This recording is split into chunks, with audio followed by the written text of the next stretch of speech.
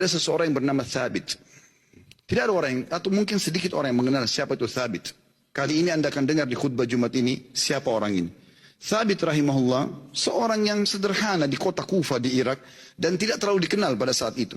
Tapi dia termasuk orang yang bertakwa kepada Allah Subhanahu wa taala, orangnya miskin. Dia jalan di salah satu jalan di Kufa, dia lewati satu kebun apel. Kemudian ada apel yang jatuh dari kebun itu karena matang, jatuh di depan dia. Dia berpikir bahwasanya kebun apel ini, ya apel ini jatuh di jalan, mungkin sudah halal buat saya. Dia ambil sama dia, dia makan. Sementara dia mengunyah dan sudah habis setengah apel itu, tiba-tiba dia berpikir, halalkah untuk saya ini? Bagaimana bisa saya tiba-tiba mengambil yang walaupun jatuh di jalan tanpa izin pemiliknya? Maka dia berhenti makan, sisa mulutnya dibuang. Ada yang sudah tertelan, ada yang dibuang, ada yang masih tersisa setengah di tangannya. Lalu dia segera dengan ketakutan masuk ke dalam kebun tersebut mencari. Dia temukan ada sebuah rumah gubuk, lalu dia berkata, apakah Anda pemilik kebun ini? Dia mengatakan bukan. Pemilik kebun ini jaraknya 1 hari dari sini. Kata orang penjaga kebunnya, kenapa? Dia bilang, saya tadi mendapatkan apel jatuh di sini, kemudian saya makan setengahnya. Saya pikir karena jatuh di jalan, mungkin halal buat saya. Tapi tiba-tiba saya ketakutan sekali. Takut Allah hisab dengan apel ini. Tolong Anda halalkan. Kata pemilik kebunnya, atau penjaga kebun pun, karena dia bertakwa sama Allah, dia nggak langsung main halalin. Dia mengatakan, sungguh tidak ada di tangan saya wenan itu. Pemilik kebun ada 1 hari dari sini. Kata Thabit rahimahullah, demi Allah saya akan datang ke sana. Jalan sehari semalam jalan kaki, hanya untuk mencari kehalalan setengah apel yang sudah dia makan. Karena takutnya dihisab hari kiamat. Begitu dia datang ketemu sama pemilik kebun itu, kemudian pemilik kebun itu ditanya sama dia, Thabit bertanya, apakah Anda pemilik kebun yang ada di sini dan di situ? Dia mengatakan iya. Dia bilang, saya jauh-jauh datang sehari semalam perjalanan, karena kemarin kejadiannya begini. Saya temukan ada apel jatuh satu dari pohon Anda di jalanan, lalu saya memakannya karena saya lapar. Kemudian saya tiba-tiba ketakutan pada saya sudah makan setengah. Setengahnya sudah ada sebagian saya makan, sebagian sudah saya buang, ini setengahnya tersisa. Walaupun sudah busuk saya tetap bawa. Tolong halalkan. Orang tersebut melihat halal gitu. Lalu kemudian dia mengatakan, pemilik kebunnya mengatakan, apakah kau jauh-jauh datang untuk itu? Dia bilang, iya.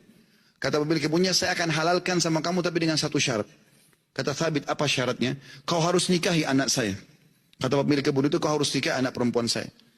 Tapi kau perlu tahu sebelum kau nikahi, anak saya itu tuli, nggak bisa mendengar. Bisu nggak bisa ngomong. Buta nggak bisa melihat. Dan lumpuh nggak bisa bergerak. Kata Thabit rahimahullah, dalam kisah ini, saya pun berpikir pada saat itu, kalau memang untuk menghalalkan setengah apel yang saya makan dan saya lepas hisab hari kiamat dengan cara menikahi wanita yang buta, tuli, ya, bisu, juga lumpuh ini, maka saya akan melakukannya.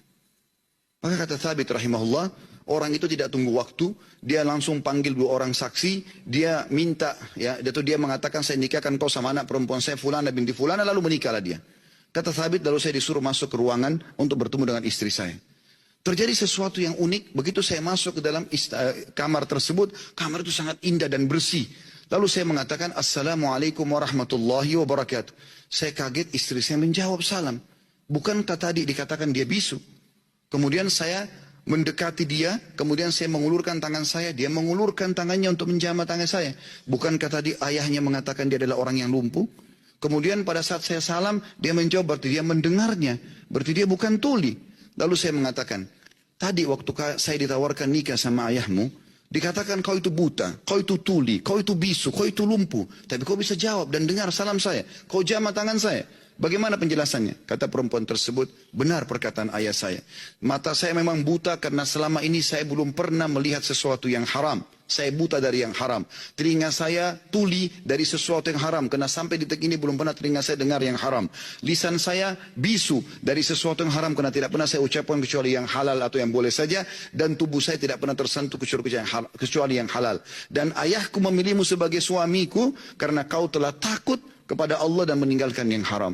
Apa yang terjadi teman-teman? Kata Thabit, saya pada saat membuka tirai penutup wajah perempuan tersebut, saya temukan perempuan itu orang yang paling cantik, orang yang paling salihah, bahkan menghafal kitabullah. Dan subhanallah, dari keberkahan pernikahan yang meninggalkan yang haram itu, lahir seorang ulama muslimin, Abu Hanifah rahimahullah. Salah satu ulama dari 4 madhab yang hampir seluruh Eropa, Turki, bahkan India dan Pakistan menggunakan madhabnya. Lahir dari seorang Thabit, masyarakat biasa yang meninggalkan sepotong apel yang haram.